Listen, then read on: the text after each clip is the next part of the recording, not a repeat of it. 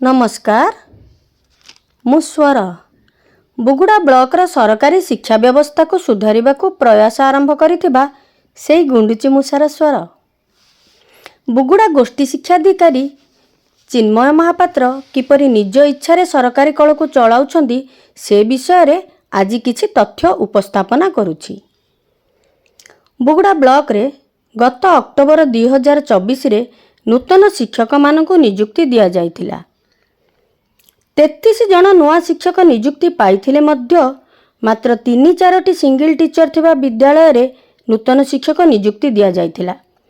अधारू अधिक नूतन शिक्षकंकु शिक्षक आवश्यक नथिबा विद्यालय रे नियुक्ति दिया जाइथिला। श्रीयुक्त चिन्मय महापात्रंक दूरदृष्टि अति प्रखर। शिक्षक बदली समय रे केमिति नेई आनी थुआ जिबा विद्याटी को प्रयोग करा जिवो ताकू दृष्टि रे रखी शिक्षक मानकु डेपुटेशन करा जाइछि एवं नूतन शिक्षक नियुक्ति दिया जाइछि।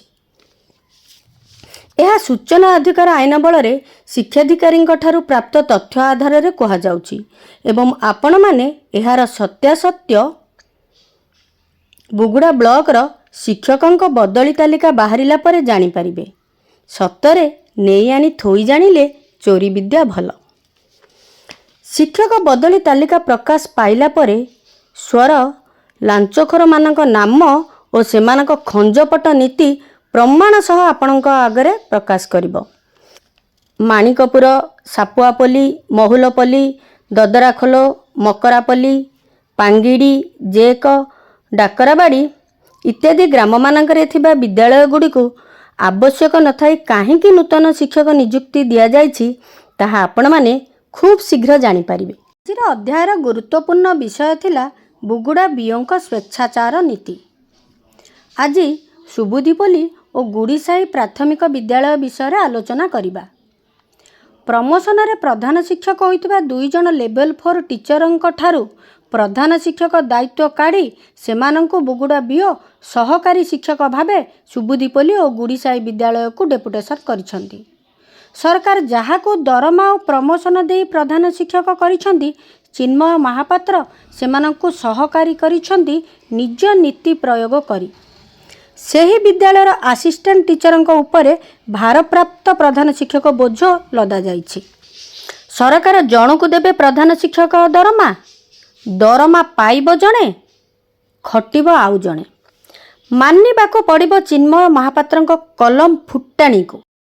अजथारे सरल शिक्षक शिक्षयित्री को ए महाशय जो प्रकार मानसिक अत्याचार करुछंती तार स्पष्टीकरण देबाकू खूब शीघ्र से न्यायिक व्यवस्था रे अंशग्रहण करने जाउछंती।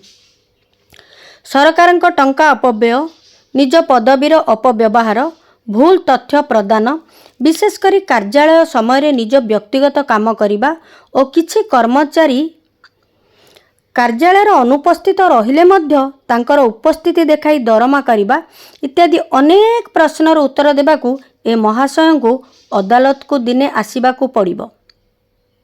आपण माने एथर स्वरर प्रत्येक अध्याय देखंदु कारण आगको न्यायिक लड़ाईर समस्त खबर स्वर माध्यम रे आपण पाइबे।